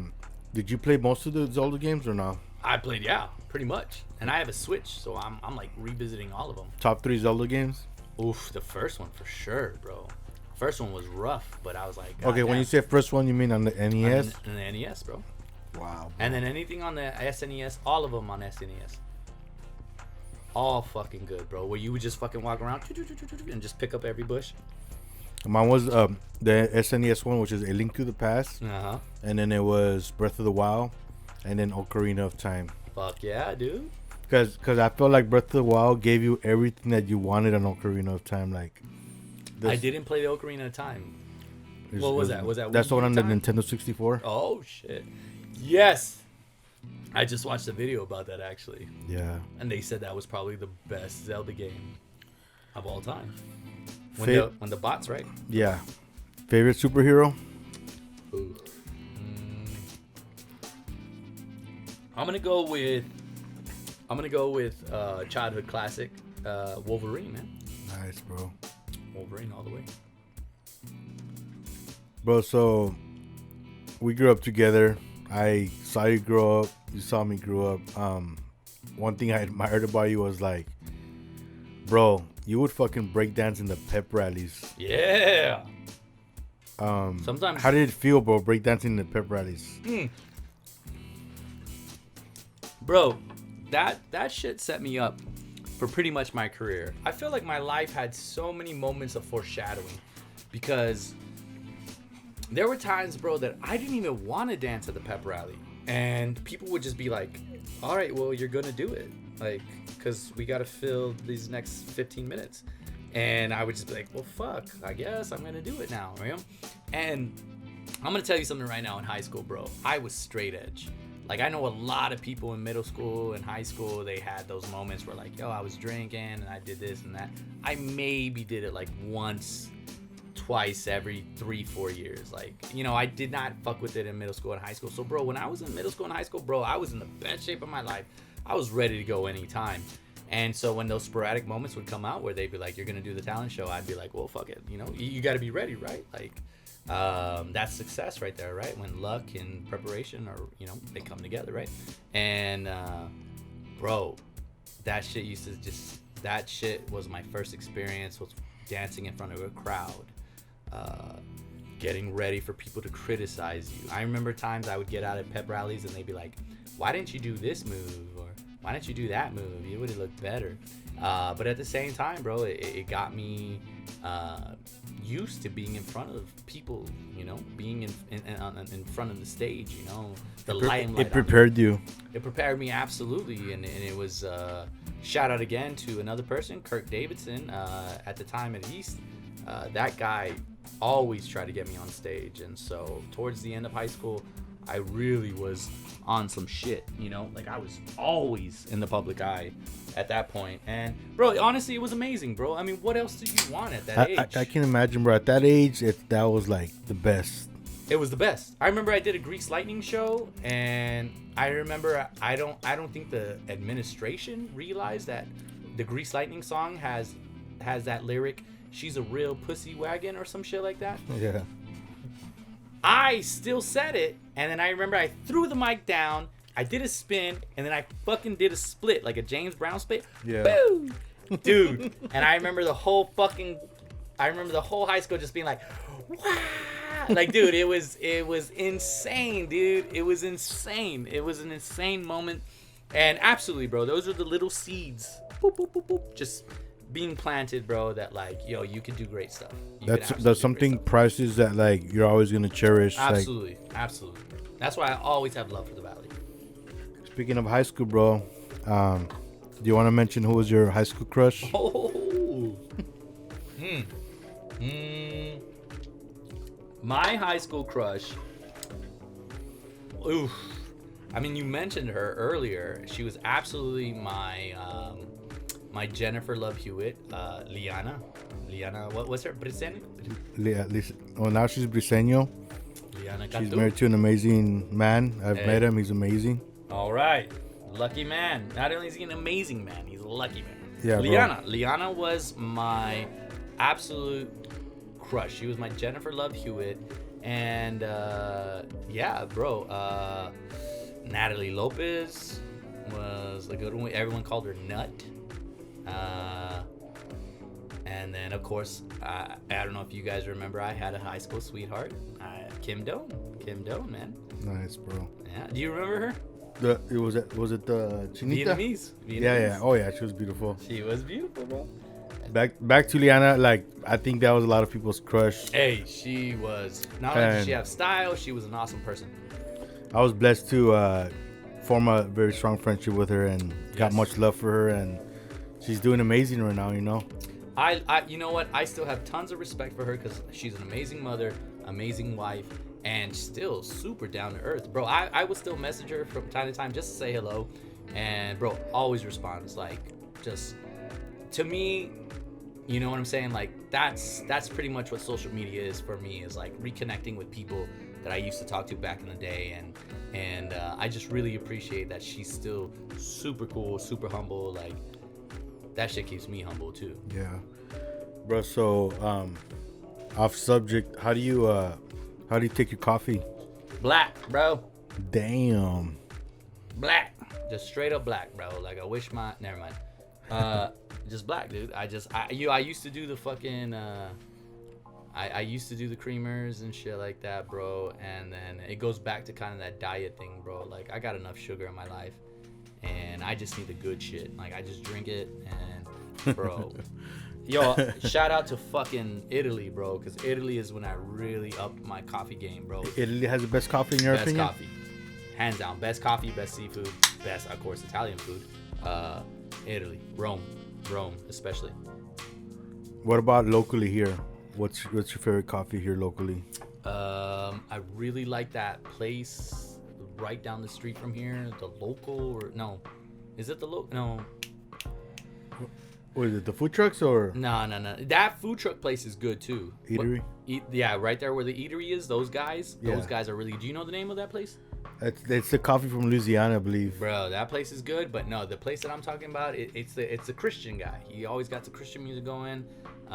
Is it Mr. Coffee? No, I'm trying to remember. Is it the grind or? The Grind. Right? Coffee Grind or something like that. So what's it go? Yes. They hit, but honestly, my favorite coffee place is my home, bro. My girl is straight up from Colorado. She's been all over the world. Do you have like a specific coffee maker, bro, or? She has this Ninja coffee maker, and it is like the top of the line. It was a gift, actually. And bro, my girl, she can fucking get down with the coffee, bro. Seriously, she's the one who introduced me to coffee. I didn't start drinking coffee till my 30s. Do you like iced coffee more or hot coffee? Hot. I just take it hot, man. And dude, let me tell you something, bro. Coffee makes me feel sometimes like I have superpowers, bro. Oh yeah, bro. Coffee's the truth, bro. What is your favorite liquor, wine, and beer? My favorite wine right now, because I can't remember any of the ones that I drank in Europe, is that 19 Crimes? They sell it at Walmart. 19 Crimes is only like $10 a bottle. That shit hits. My favorite beer is shout out to my father-in-law. Fucking Voodoo Ranger hits, and also that Houston one. There's that Houston one where it has like the fucking fuck. I'm trying to remember. It's got like a saint on it. Saint something. It's from Houston. It's got the graffiti on the can too. That shit's good too. Liquor, bro. I actually was saving this to the end, and we'll save it to the end. It's this fucking liquor that I brought here for tonight. It's this Irish whiskey. It's like about 100 a bottle, and it's good. You want me to show it? Yeah, bro, go for it. Let me pull it out. I was gonna save it to the end, and we should save it to the end. But shit, I'm off tomorrow, so we can have a few sips. Hey, we can try it. It's right here. It's called the Dingle. The Dingle. Where's that from, bro? This is a fucking Irish whiskey, bro. And you can order it online. You can find some places. I got hooked up. Yo, let me pass it to you. Take a look at it. The top's already off because I had to try it before I got here. Alright, guys. So, let's see if I can put it on the camera. Dingle. Yo, that shit hits right now. It's about 100 a bottle. You could probably find it for cheaper. I'm sure online. So this whiskey? Yeah. I'm huge on whiskey, bro. Oh, whiskey all day, every day. Yo, keep that next to you. Hell yeah, bro. We're gonna take a drink in a little bit. We're gonna get some soda right now. I don't drink it straight, bro. I drink it with some. Now I'm diabetic, so I have to drink some diet Coke. Hey, there it is. But whiskeys that I could like Crown Royal Reserved, or the black one, or Drake had done one a while back. It's called Virginia Black. So, ooh, that just sounds good, bro. He actually hired somebody that makes perfumes for women. Mm-hmm. And he had that guy designed his Virginia Black bottle, so it looks like a perfume bottle. No shit. And you know how Crown Royal has the extra reserve, which is like I think like 130 the bottle. Damn, never had it tastes similar to Virginia Black, and Virginia Black is like $60. Shit. Actually, the first time I tried it was at the Drake concert in Houston. I had actually stayed at I don't know, you remember Vanessa Hughes? Oh, one of my homegirls. Talking about high school fucking crushes, bro. She let me stay at her place, and we fucking drank Virginia Black and pre-gamed it. Got an Uber and went to go watch Drake, bro. Like, fuck yeah, dude. Hey, you know something? I used to hate on Drake, even though I used to listen to his music. I mean, started from the bottom, now we're here. Yeah. That shit used to feel like my fucking anthem. And then I remember just hearing this one interview from Eminem, and he just talks about how like he asked Drake to do something for his daughter, and then like Drake did it, and then he just had respect for him. So I'm like, yo, if Eminem's got respect for Drake, yeah, that he can mention him in the greatest of rappers, like, yo, I got respect for Drake. And of course I remember him from Degrassi. Shout out to Degrassi, fucking Canada, fucking entertainment right there. Fucking. I think Lil Wayne changed the game when it came to the hip hop, and then he brought in Drake, and Drake just fucking applied more to it. You know what I mean? And I think Drake, and going back to Matt M, we had talked about this, how I haven't interviewed him. I'm actually gonna interview him on the 50th episode. All right. So I think you're 45. So we're gonna do something special. But on one of his interviews, he had mentioned that he was a little discouraged when it came to starting hip hop, but when he heard Drake and he heard how like it was okay to talk about, you know, like certain topics, and like J. Cole came out too, then he got inspired by that, you know what I mean? So yeah. I think Lil Wayne and Drake changed the game when it came to that, you know what I mean? But I mean, to each their own. I respect. To each their own, absolutely. Everybody has their own subjects on that, you know. Absolutely, I agree. I love hearing how Drake and Lil Wayne changed the game, and I absolutely think they did in the sense of mainstream rap. Yeah. And because mainstream rap is so important because it keeps, you know, like, let's be real, a lot of the realest rappers, a lot of the realest MCs don't sell records. And so we need people like Drake. We need people like Lil Wayne. We need a lot of these mumble rappers, you know, that continue to sell records and shit like that. For me personally, I never went for it. Yeah. But even though I didn't go for it, I couldn't deny some of the music they were making. They were just making fucking beats, bro. They were making I couldn't help but sing some of their shit. You know what I'm saying? Like, it hits. Bro, so growing up, from childhood till now, who were your celebrity crushes?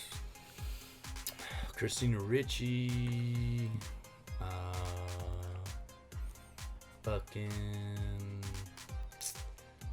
Christina Ricci's a good one. Jennifer Love Hewitt. No. Not only Jennifer Love Hewitt, the other one from Party of Five. Neve Campbell? No. Oh, the blondie? No, the little one. The little Jennifer Love Hewitt. Fuck, what's her name? Lacey Chabert. She came out in Mean Girls. She was the second one. Like she was below fucking Rachel McAdams. Yeah, Rachel McAdams is another one. I fucking love Rachel McAdams. Rachel McAdams, Jennifer Love Hewitt, Lacey Chabert, the whole female cast from Mean Girls. What about the Pink Ranger or Kimberly Topanga? Pamela Anderson. Pamela Anderson, not so much. No. Pink Ranger, absolutely. Fucking Topanga, of course, but nah. For me, Jennifer Love Hewitt, Lacey Chabert, oh, dude, Jessica Simpson as well, man. Jessica Simpson's nice. A hit, bro. Bro, so what has been the hardest experience in the arts from everything that you've done? Getting fired. Just like, I just remember that feeling when they were just like, the show's over. You got nowhere to go. You know, like, and I remember when the way that they fired me, and I'm at this current moment I'm talking, and this example I'm talking about when Disney fired me. But bro, I've been fired, let go, shows just get canceled. That's just the nature of the business. But I remember when Disney fired us, man, like when they told us, like, and bro, I was a part of SAG. I was a part of Screen Actors Guild, bro. I was paying my dues. I made it to the upper echelon of it all. And I remember, man, when they were firing us, bro, I remember they were like, stay professional and just remember you're a professional and keep it that way to the end. Basically, they were begging us in the last 2 weeks not to fucking do some crazy shit and that would make the company look bad. And I remember just feeling like I was just getting slapped in the face so hard, because you got these business guys that are only worried about the business, and they never put on a pair of dance shoes, and they never had to go to audition. They knew nothing about my struggle, our struggle, and telling me how to be a professional. And I remember it was just so insulting, bro, because those guys were gonna go back, keep their jobs, and they were gonna be a-okay. And the audacity for a fucking suit to tell an artist how to be an artist, you know, it was a big slap in the face, bro. Bro, I get you what you mean, a suit, because like growing up, I used to work at Walmart, and I would get told, you know, like from people that would manage. And to me, like, how can I say this to not sound like an asshole? Sound like an asshole, bro. Don't feel afraid. I feel Not like afraid, don't I feel like some people, the position they're in, like, of course they get it from experience, but that doesn't mean that it justifies them being the right person for that position. Yeah. I feel like even in law enforcement, I feel like people abuse power. And not only that, they're ignorant, and because of the lack of knowledge, they act some type of way where it's not professional. And I would get really pissed off because, like, I'd be part-time associate, and I get these people that were close-minded. I'll call it close-minded. And can I say something? Yeah. Just real quick. I'm sorry, cut you off.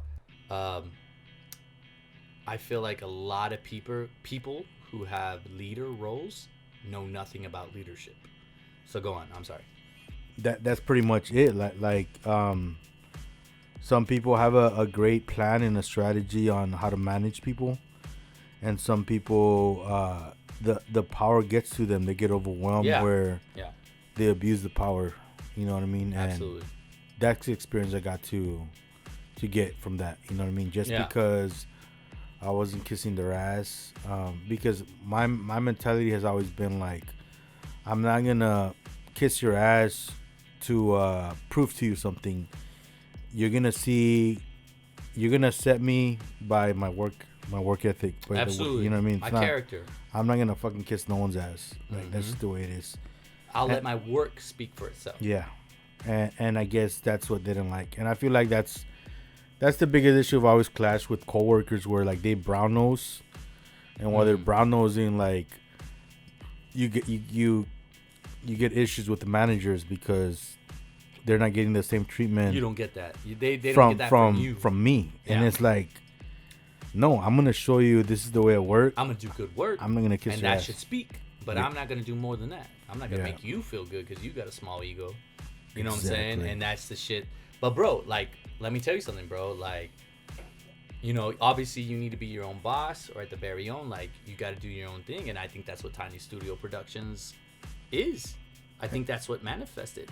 All your experiences, and you just took the power away from everybody else, and you were just like, yo, I'm gonna be my own fucking boss. I'm gonna do my own thing in my own space, and you fucking made it happen. And I think you're a lot more brave than a lot of us, bro. And even though I do, because I do feel like I was meant to be someone in control of my own visions, but everyone that I bring into the circle, I'm trying to make them their own boss as well. Yeah. I'm trying to and it's feed them bro. knowledge, because I don't want to babysit anybody. I want to be around kings. I don't want to be around people that I'm controlling or that I'm managing. Yeah, I'm going to guide you in the beginning, but at the end of the day, like, I want you to be at my level, because I want both of us to do some fucking damage.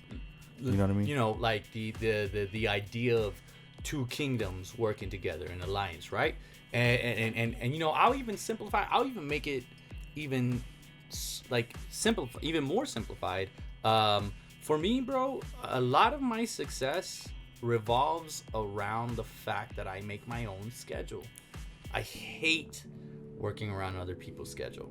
And moving back to America is one of those things, bro, that I have had to get. And I have had to get used to others making the schedule for me, brother. I am very much on a schedule where, like, people tell me when to wake up, and people tell me when I get to go home, and that is a new concept for me, because for like 9-10 years, bro, like, I very much told myself when I was gonna get up, when I was gonna work. And bro, I used to hate high school. I used to hate college. I remember when I graduated from high school, and I was like, I did that fucking 7 a.m., 8 a.m. bullshit. And then I remember when I got to college, and they were like, well, you got to do it again for another 4 years. I remember being like, fuck this. I don't want to do this. And the first time I started actually feeling successful was when I could just wake up whenever I wanted. I could just do whatever I wanted. I could make my own appointments. I could spend my days the way that I wanted, you know what I'm saying? If I wanted to sit all day in bed, watch anime, that's success to me. If I wanted to fucking practice all day, or if I wanted to hustle all day, that was my choice to make, and that was success. And let me tell you... Sorry, go. No. You know, like, bro, like, I don't just listen to hip-hop artists, you know what I'm saying? Like, some of my biggest speakers are, like, old school speakers like Earl Nightingale. You know, maybe one of the OGs in motivational speaking and in self-help type shit. And success to every person is very much like everyone's life. It's defined by you. Your success looks very different from everybody else's. Just like beauty and the person that you fall in love with, that you marry, it's how you see her or him. You know what I'm saying? Like, it's the same with success. Your success can only be defined by you. And when I was a lot younger, you know, it was very much that I just was making money off of dancing, and that was too broad, and too many people took advantage of me. And then as I started getting older, bro, like, success to me now is inner peace, setting my own schedule, and, you know, getting to spend time with the people that I truly love, doing work that I truly love. And, you know, I think it's interesting that you and I are up, you know, at like 1 a.m. and not up at like in the afternoon and stuff, but because you and I realize the sacrifice that has to be made to express ourselves in the way that we want to, we're gonna give that time, we're gonna give that energy at any time of the day. It's crazy, bro. As you grow up, there's certain stuff that you're content with, you know what I mean? How you mentioned peace. My thing has always been like, obviously we all want love. I'm content with the love I get from my son and my mother, and the love I get from everybody that I work with. Maybe one day I'll meet someone or I won't, but I'm still at that content level of like everybody that I'm around, you know, especially in the arts and music. Yeah. Another two things that matter to me a lot is peace, you know what I mean, like, and health, you know what I mean, like those, that's big to me. I'll put that over anything, you know, over fame, over money, over sex, over Absolutely, you know, acknowledgement. Like, to me, peace, health, you know what I mean, and then the love, I'm already content with it. absolutely, you know? brother. And I feel like when you meet artists of different types, they all have certain goals, and that's where like sometimes it doesn't work out with me because I'm really into this. I'm very serious about all this, you know, like, yeah, it's fun and it's important to vibe with the people that you collab with, but I'm deeply into this, like, that I've sacrificed. I see that. I've sacrificed relationships. Like, I could have been married already, like, multiple times, and didn't understand my passion, my goal, you know. And I'm still here, and I'm still willing to sacrifice it because that's how much love I got for this, you know. Yo, you got a vision, bro, and I feel like that's okay. This is gonna sound ridiculous, and I don't necessarily mean with your story, and that I'm back, you know, to help you fulfill your dream.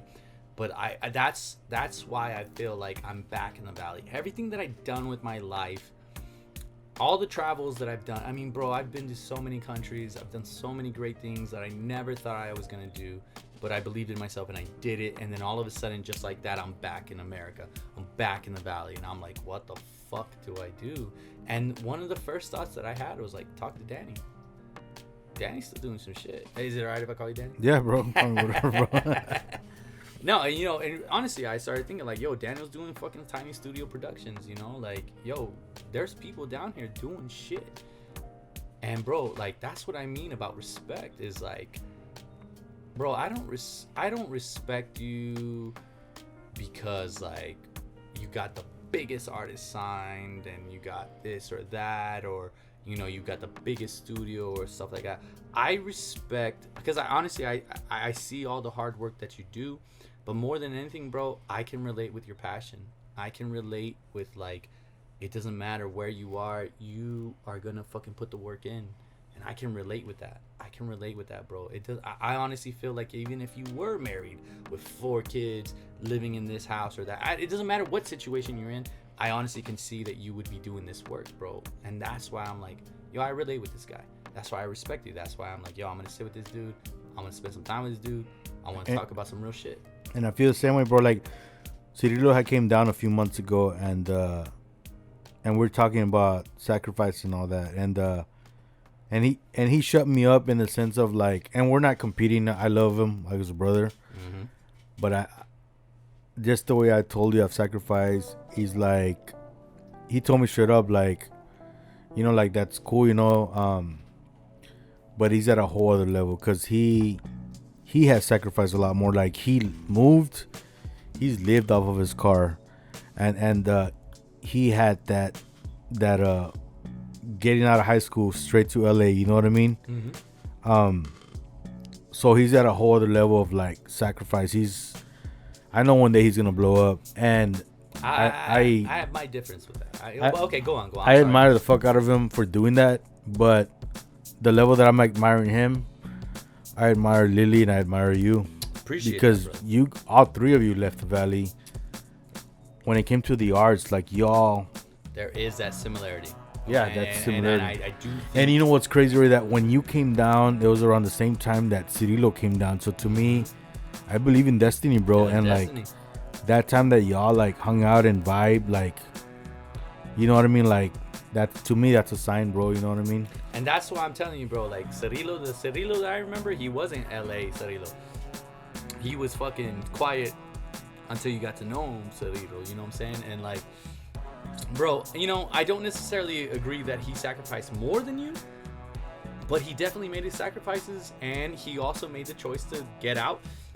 And that matters, bro. It really does, bro. I'm sorry until the valley I don't know what it needs to expand, reaches a new paradigm, or, you know, just starts to respect its local artists at a new level. You know, the type of experience that you get when you leave, unfortunately, is just not in the Valley at the moment. I mean, my career absolutely changed when I went to Orlando. My career absolutely changed when I went to the bigger companies and I started working under them. I started seeing what it was like working under, you know, more of a corporate type place, seeing that unfold, experiencing just that.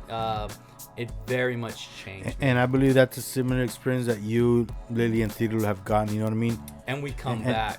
And but the thing, you guys got those opportunities. You know what I mean? And my point of view down here is that I could have left, bro. Like, if I didn't have my son and my mom, I'd be traveling with you, Lily, or Cirilo, right? So obviously things happen for a reason, but I feel like the biggest issue in the Valley is that there needs to be a strong foundation that's gonna guide everybody to build up. And you know what? I agree very much. And I've been building that foundation. And I feel like that's why I am back.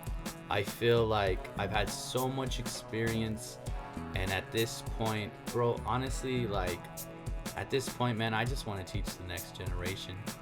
You know, bro, I could have done so many things better. All the opportunities that I gotten, I could have done it so much better, bro. You know how many times I wish I would have just saved all my money, and don't get me wrong, I didn't blow it all, but I wish I would have saved all my money and I would have invested in a business. I would have invested in a studio. I would have invested in even just the stocks. There's so many things that I wish I could have just I wish I had a mentor. I wish I had someone guiding me the whole time, that I was just living through success. Because when you get through success, that's one thing. But let me tell you something, man. Once you're successful, you worry where the next one comes. Where does the next paycheck come from? Where does the next, you know, move come from? You get one good gig, and then all of a sudden you start worrying, how long is this gig gonna last? How much longer am I gonna be up? And then when you start to see that gig falls apart, I'm gonna be real with you. China was very much a move, because I was like, I can't let people think that my career is over.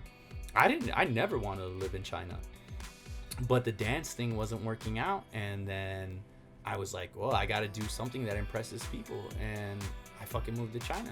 And luckily, I had enough time in that country that I was able to wake up, and I was able to, you know, remember what my passions were. And then that's when my career really started to change, and now I feel that's where I am in the Valley. You know, I've been in the Valley now for about a little over a year. I was very depressed and I was very lost, but I'm starting to find myself, you know. But through all that experience that you had, you could build your own crew. You know what I mean? Like, yeah. I've heard it multiple times from me that I have this gift of building people. I could build an artist because of my experience. And I'm not saying I've blown up, because I haven't, but through the experience that I've had and the knowledge, I could guide people to a certain extent. And I feel like with your experience, you could guide and have your own team of dancers. And that's why I want to be down here, bro. And you know, like, dancers, theaters, people who are in theater, people who just want to get into the field, bro. Like, yo, I did the acting shit, bro. You know, like, I remember at one point in China, bro, I did it up big, bro. Like, I worked for the guy who ran this last school that I worked for in China was this millionaire. I didn't even know his real name. I called him Gucci shoes, because all he would wear was Gucci. Every time I would see him, his shoes were Gucci.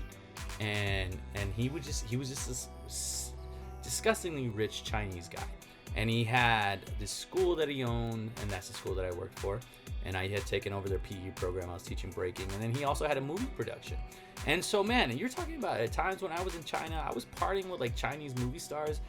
There's this one Chinese movie star that's kind of making it in the movie scene here in America, Fan Bingbing. Man, there were so many times that her and I were in the same rooms partying and stuff like that. Bro, I constantly told my family, when I was in that room full of the millionaires, I always felt like this is exactly where I was supposed to be, bro. I worked so hard in my career that I knew, like, this is where I want to be. This is what I want to do. And I experienced it. I got to touch it. And I got to be a part of it. But now that I'm back, I'm like, yo, if I can do this, are you kidding me? There's so many people down here in the valley that could absolutely do it as well. The idea, though, is that people are afraid to get on the plane. People are afraid to take that headshot. People are afraid to go and get... A lot of people just don't believe they can do it. But honestly, bro, I've met so many whack people, so many untalented people book work just because they show up. And a lot of the times I feel like, yo, maybe that's the message that I got to get across now that I'm down in the valley. Just let me help you build the confidence to show up to the audition. You know how many good-looking people are here down in the valley? Beautiful women. I mean, talented singers, musicians. I mean, the talent is unreal here in the valley. I just feel like there isn't that voice of opportunity. There isn't that voice encouraging people. And then there's also like what you were talking about earlier. There's not a lot of producers, bro. There's not a lot of production studios doing shit down here. Like, and I feel like that's what we got to change. I feel like our generation, maybe that's why we're here right now. You know what I'm saying? Like, maybe that's the next step for us, is building the schools, building the institutions, getting the scripts down here. You know, Georgia is doing a lot of movies right now because they've done what they had to do to kind of take the movies away from LA and start making movies in Georgia. That's awesome. And maybe that's what the Valley needs to do, you know? Yeah, maybe, get rid of the gatekeepers, you know what I mean? Exactly. Kind of like Netflix is doing their own thing now. Like, yo, we gotta entice people to come Amazon, and make movies down here. Hulu, you know what I mean? Like, so Hollywood, you know, like it's not what it used to be back then, where they had that power of like. Exactly, Hollywood isn't that untouchable and anymore. I feel like Texas is gonna be the next LA, bro. Like, it's gonna be. There's just so much diversity, so many people coming from everywhere. You know what I mean? We got South Padre Island, we got Mexico. You know what I mean? We got. Oh, bro, people, travel 10 hours. We got mountains. Travel in the middle. We got fucking hills. You know, like any scene that we need to shoot can be shot in Texas. And I've traveled to a few locations, and I still gotta say, I don't know, maybe because I was born here, but the food in the valley, like, nothing tops it. Nothing tops it. Absolutely. Speaking of food, bro, favorite local restaurant in the valley? Ooh. Right now, what am I frequenting, man? Fuck.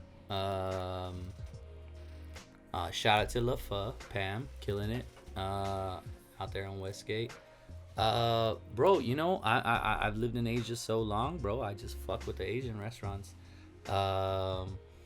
Yasuke, the ramen place out there in McAllen on Old 83. I'm fucking with shit. I think that's my biggest one right there, Yasuke. Nice. What about Yard House on the fucking La Plaza Mall. Yard House hits, bro. I gotta go, bro. I haven't gone still. Yard House hits.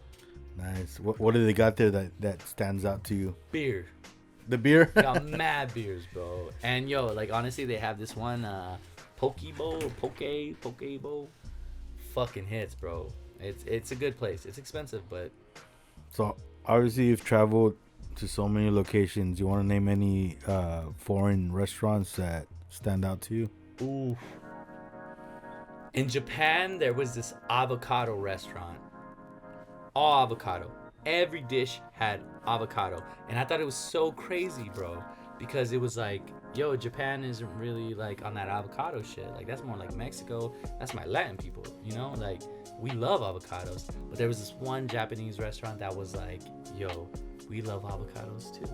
And there was sashimi with avocado, ramen bowls with avocado. Every dish they had avocado in it, and I fucking loved it, bro. Probably one of the illest places. I wish I remember the name. I don't. But yo, if you're ever in Tokyo, look for the avocado restaurant. It's the truth. Bro, so I know you were, besides the arts, you haven't mentioned this, but you were an English teacher, correct? Yeah. So I gotta say, what has been your favorite accomplishment as a teacher?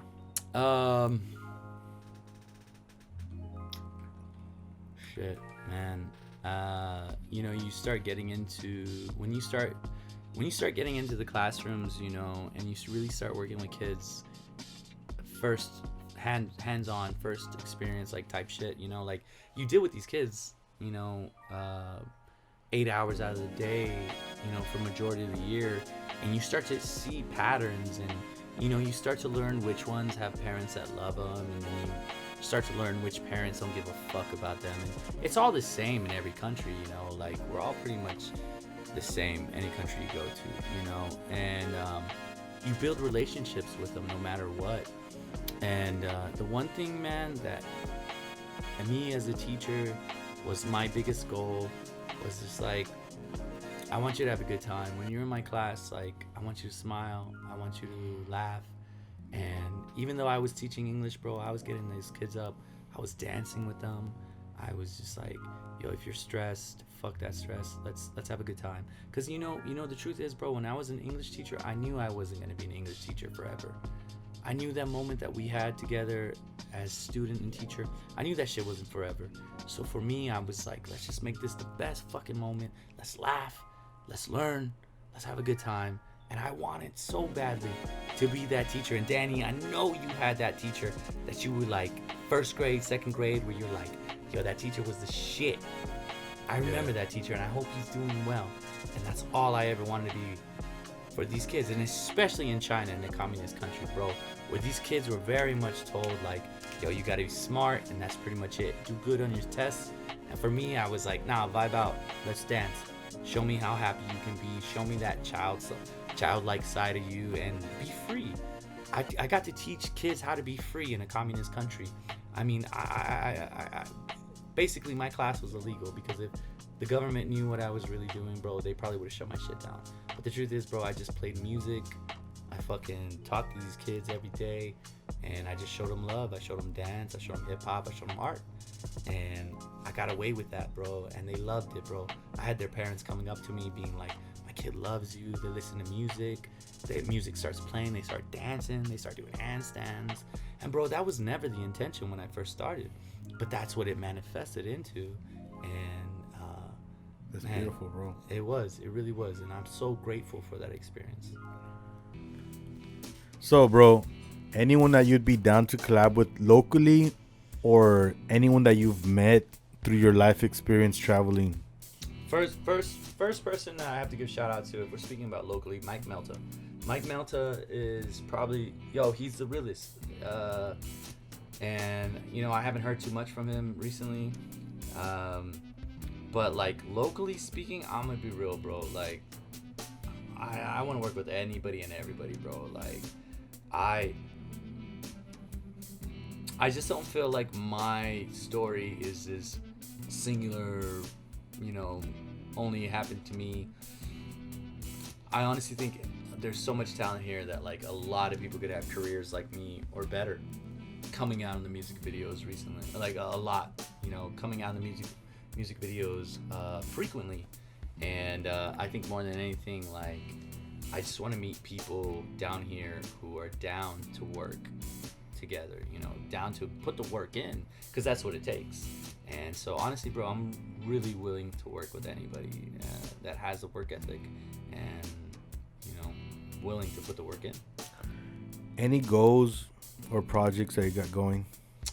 Man, my biggest goal right now is to just tap into the community, Weslaco especially. And don't get me wrong, I've worked with Mission already.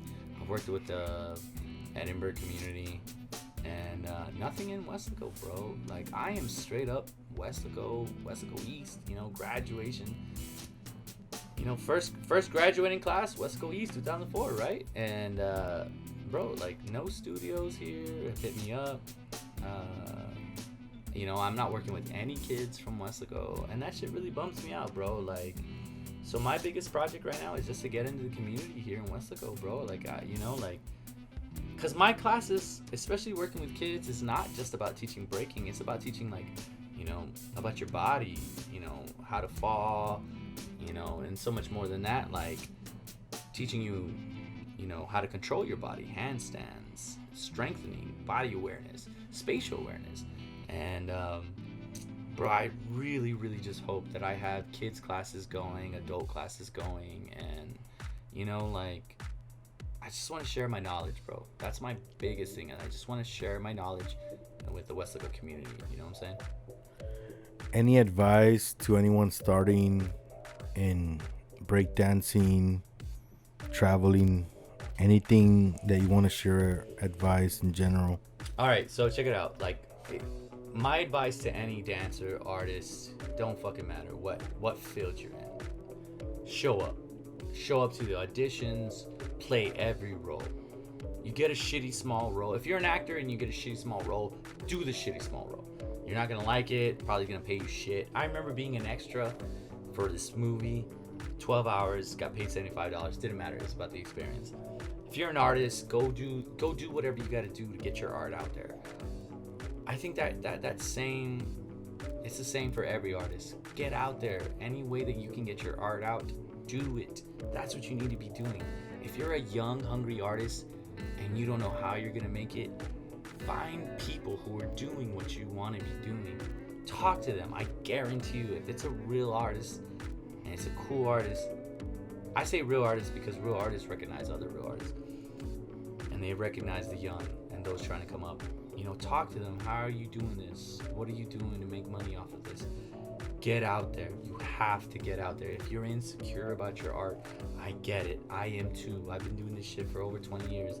I still get nervous. I still get, insecure about the shit the videos that I put out. But it doesn't matter. You gotta get over that insecure voice. You gotta put the work out. You gotta communicate. You gotta network. Show up to the auditions. Show up to the art shows. Do anything and everything that you can to get noticed. And honestly, if your town or your city just isn't recognizing you, guess what? This is a big world. Go to the next city. Go to the next country. You don't know. You don't know if maybe you're not big here, but maybe you're a huge hit in Switzerland. Maybe you're a huge hit in Hong Kong. Maybe you're a huge hit in here or there. Like, you just gotta go out. You gotta take chances. And that's another one. Take chances. If you're an artist, you have to take chances. You just getting up and doing your art is a chance that you took on yourself, believing in yourself. Now, selling that is another chance that you have to take. And, get comfortable with being uncomfortable. Any shout outs? Oof. Shout out to fucking Keebs. Shout out to my crew, Masters of Mayhem. Shout out to Little John, Marlon. Shout out to Havicora Crew. Shout out to Ken Swift. Shout out to Poe One. Shout out to Chris Lipinski. Shout out to fucking Central's greatest science teacher, Audrey Guetta. Fucking all the teachers that get Miss Pierce inspire me. Shout out to fucking.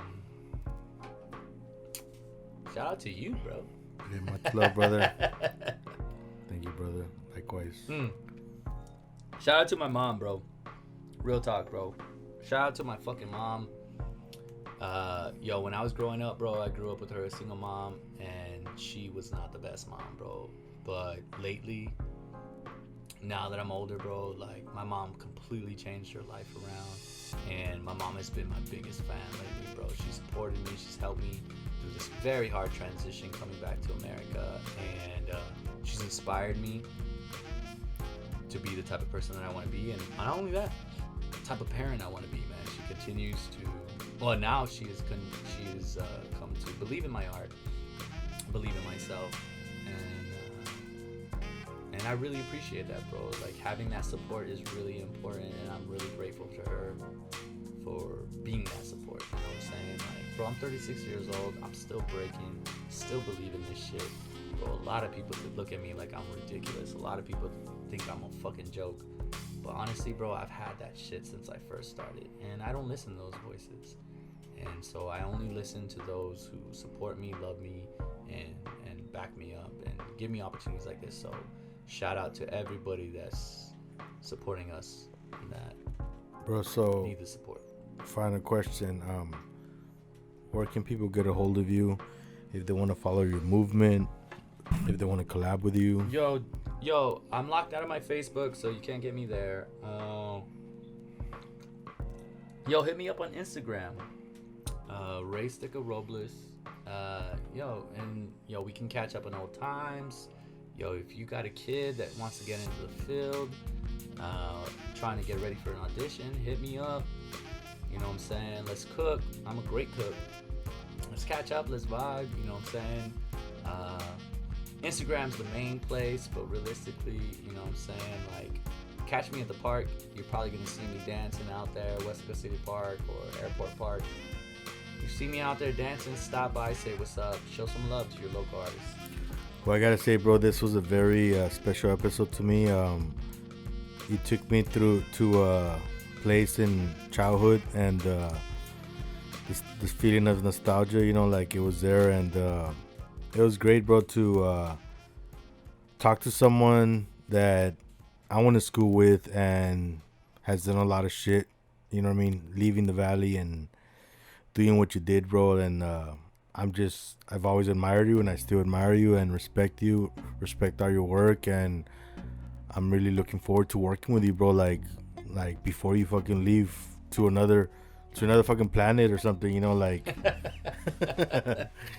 I'm just excited, bro, like for real. Don't give me the last word, but I want to say something as well, man. Like, I appreciate your effort and your studio now from when I first saw it, man. Like, I remember when we first linked up and we tried to do that video at the park and it never manifested. And, you know, I remember you just had like a smaller monitor, or maybe it was the same monitor, but like the production wasn't the same. And now you got all these fucking top hats, which I want to ask you about. But, you know, you got your whole aura, bro. Like, it's so obvious how much you invest in this and how much love you have for this. And I honestly am so grateful for you and your energy and the opportunity that you've given me to talk and give my story, bro. Because out of all the amazing shit I've done in my life, you were the first person that's ever asked me to tell my story, and I appreciate that, brother. And I'm forever grateful to you for that. Cheers to you, brother.